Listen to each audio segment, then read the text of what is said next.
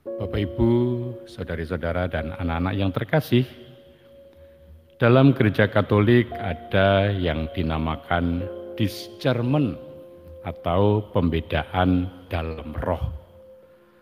Santo Ignatius Loyola antara lain yang memberi pengajaran tentang discernment ini.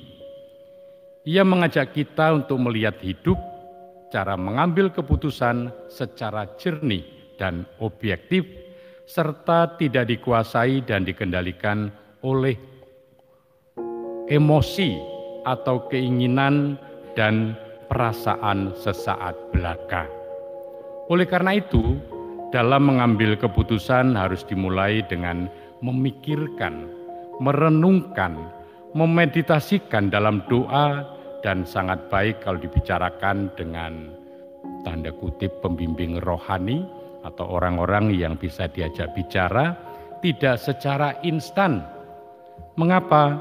Supaya keputusan menjadi objektif dan benar tanpa merugikan pihak manapun, terutama si pengambil keputusan dalam hal apapun.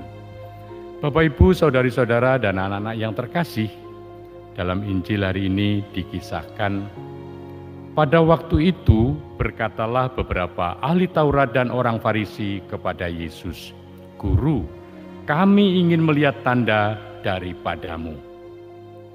Mereka yang semestinya menjadi panutan karena memiliki pengetahuan lebih daripada umat lainnya, malah meminta suatu tanda, seakan ingin mencobai Yesus.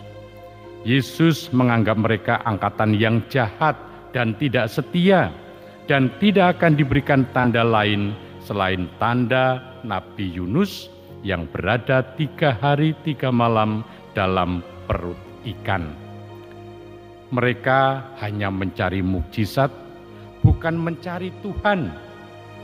Peristiwa besar dalam Perjanjian Lama yang menjadi tanda atau mukjizat, yaitu ketika Allah menuntun bangsa Israel keluar dari Mesir, sebagaimana tadi kita dengar, "Sebab aku telah menuntun engkau keluar dari tanah Mesir, dan telah membebaskan engkau dari rumah perbudakan, dan telah mengutus Musa dan Harun dan Miriam sebagai pengajarmu." Rupanya hal ini sungguh-sungguh tidak diperhatikan oleh mereka, telah dilupakan oleh bangsa Israel dan orang-orang yang merasa sebagai pilihan Allah, dan ini membuat Allah murka. Bapak Ibu, saudari-saudari yang terkasih, Yesus menginginkan kita untuk tidak lagi menuntut tanda darinya, karena Kristus yang wafat di kayu salib sudah menjadi tanda agung, tanda penyelamatan kita. Hanya satu yang Dia minta, yaitu setia dan percaya, dengan rendah hati menjalankan tugas perutusan kita masing-masing, melayani Tuhan dan sesama dengan kasih.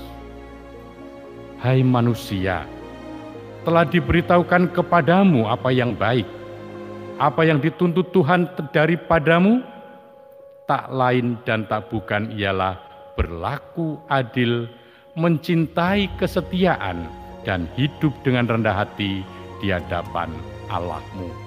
Itulah yang dikatakan Mika dalam bacaan pertama di bagian terakhir. Maka marilah kita berjuang untuk dengan rendah hati hanya menyerahkan diri kepada Allah, mengandalkan kepada kehendak-Nya, supaya kita berjalan maju sesuai dengan kehendak-Nya. Tuhan yang Maha Rahim, ampuni kami bila kami masih meminta tanda. Berilah kami roh hikmat, supaya mampu membedakan roh yang baik dan buruk, agar selalu setia memuliakan nama-Mu dengan perbuatan dan tindakan kasih kami. Kemuliaan kepada Bapa dan Putra dan Roh Kudus, seperti pada permulaan, sekarang, selalu, dan sepanjang segala abad. Amin.